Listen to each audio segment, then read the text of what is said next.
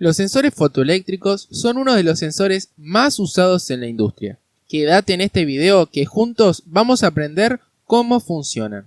Todos los sensores fotoeléctricos operan detectando un cambio en la cantidad de luz recibida por un fotodetector, para luego poder activar o desactivar una señal en función de los valores de esa luz. Estos componentes requieren la participación de un emisor y un receptor. El emisor se encarga de enviar una señal en forma de luz y el receptor va a ser el encargado de detectar ese haz de luz enviado por el emisor. Esta luz puede ser emitida por un LED infrarrojo o un LED de luz roja. Generalmente los LED emiten luz y los fotodetectores son sensibles a la luz en una amplia zona.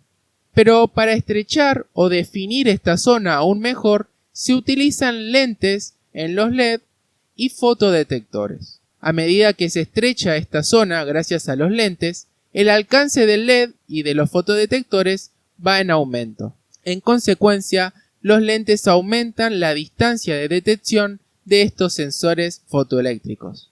El cambio de luz va a ser el que permite al sensor captar la presencia o ausencia del objeto. Es decir, que la presencia o ausencia de un objeto que modifique el recorrido del haz de luz va a ser captado por nuestro sensor. Además, el emisor y receptor pueden estar en cuerpos separados o también en el mismo cuerpo. De esa forma, vamos a poder obtener la combinación de distintos tipos de detectores en tamaño, forma de trabajo, montaje, etc. Pero veamos ahora los tipos de sensores fotoeléctricos más conocidos. En este video vamos a analizar 3 de ellos, los de tipo barrera, retroreflectivos y difusos.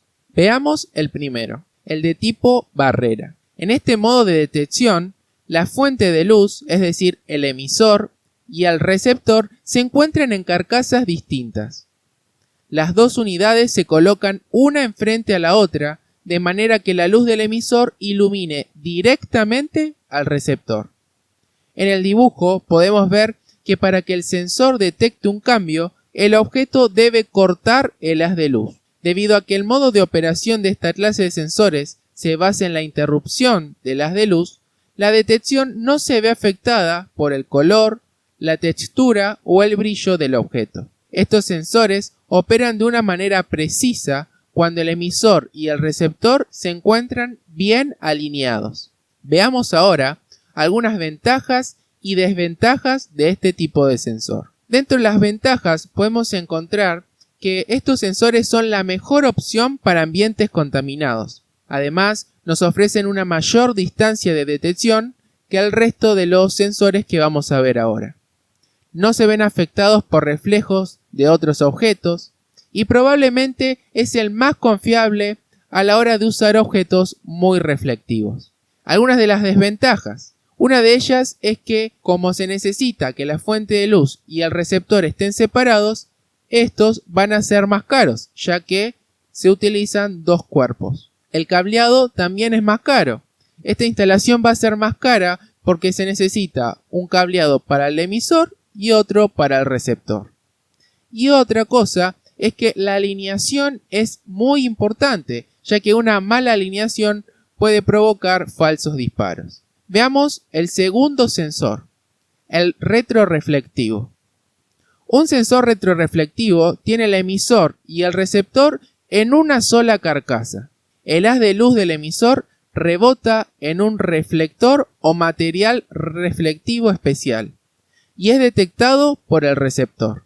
El sensor detecta el cambio cuando un objeto interrumpe ese haz de luz. En las fotos de abajo podemos ver cómo son estos espejos reflectores. Se puede notar que hay distintos tamaños y formas. Eso va a depender de qué tipo de sensor usemos y qué aplicación le demos. Los mismos son muy utilizados en líneas de producción para detección de objetos, conteo de piezas y muchas aplicaciones más. Veamos ahora algunas ventajas. Estos sensores poseen un menor costo de adquisición e instalación gracias a que es un solo cuerpo. Por eso son más baratos que los de tipo barrera. Poseen una fácil instalación del reflector, tienen una detección fiable de objetos opacos y no transparentes, y además no poseen una zona ciega. Veamos ahora algunas de las desventajas. Poseen una detección poco fiable de objetos altamente reflectivos, y luego la distancia de detección es más corta que los de tipo barrera, ya que el recorrido del haz de luz es mayor. Tienen que ir hasta el reflector, rebotar y volver al emisor. Veamos ahora el último tipo de sensor. Es el de tipo difuso. El emisor y el receptor están alojados en la misma carcasa. La luz transmitida se refleja en el objeto y es evaluada por el receptor. El mismo objeto funciona como reflector, es decir, que no se usan espejos. Cuando el haz de luz llega al objeto, la superficie del objeto esparce la luz en todas direcciones y solo una pequeña parte se refleja hacia el receptor. En la imagen podemos ver el funcionamiento. Emite un haz de luz, el emisor, se refleja en el objeto y llega hacia el receptor que se encuentra en el mismo cuerpo. Veamos algunas ventajas. La detección directa de objetos sin necesidad de un reflector o una segunda carcasa hace que este sensor sea el más barato de los tres que acabamos de ver. El costo de adquisición e instalación es el más bajo que vamos a obtener. Luego veamos algunas desventajas. Poseen un corto alcance. Depende también en gran medida de las propiedades de los objetos como el color, la estructura, el tamaño y la forma. Un fondo reflectante o muy cercano puede afectar la detección fiable. Y además puede haber activaciones falsas cuando se utiliza a una distancia superior especificada, debido a que a un fondo altamente reflectante como un cristal de ventana o una lámina reflectante en la ropa del usuario puede realizar una falsa detección.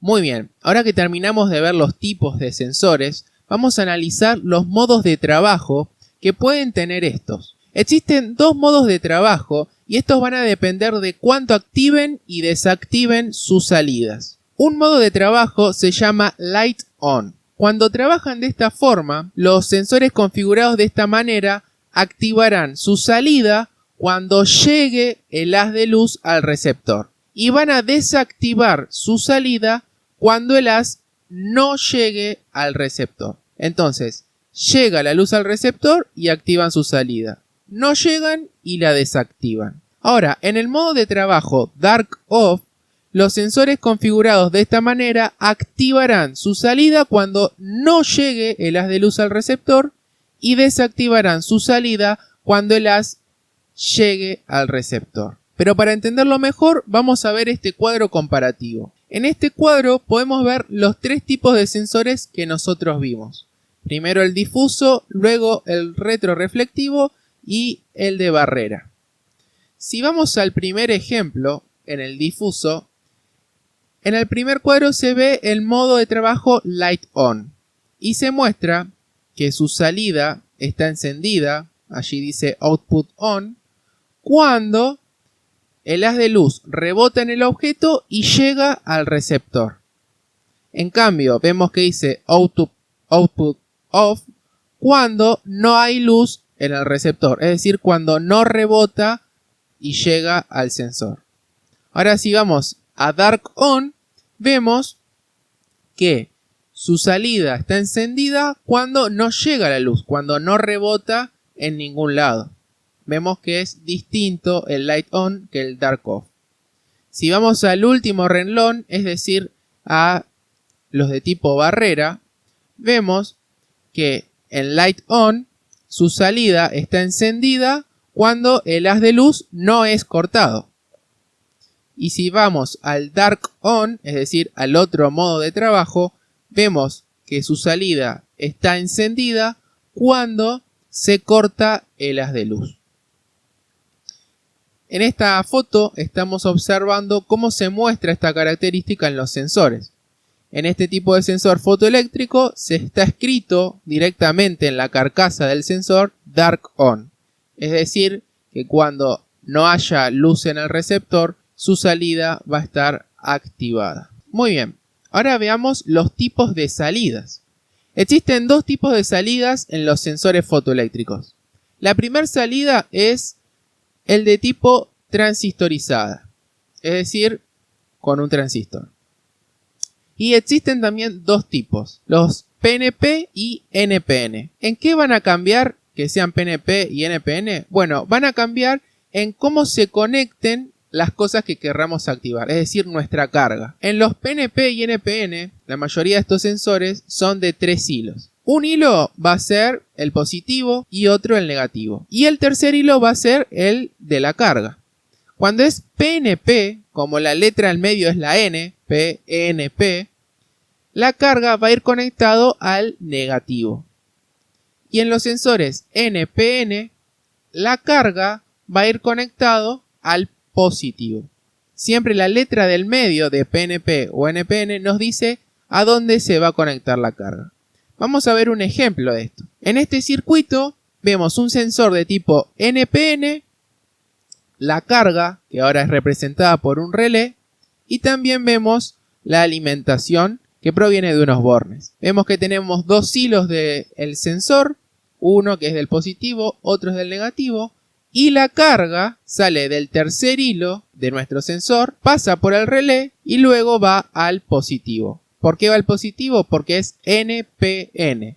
La letra del medio es la P y significa que la carga va al positivo. Por último, podemos encontrar otro tipo de salida, los que son de tipo a relé. En estos tipos directamente tenemos un contacto seco que lo provee un relé dentro del sensor. Y vemos que tienen también distinto cableado.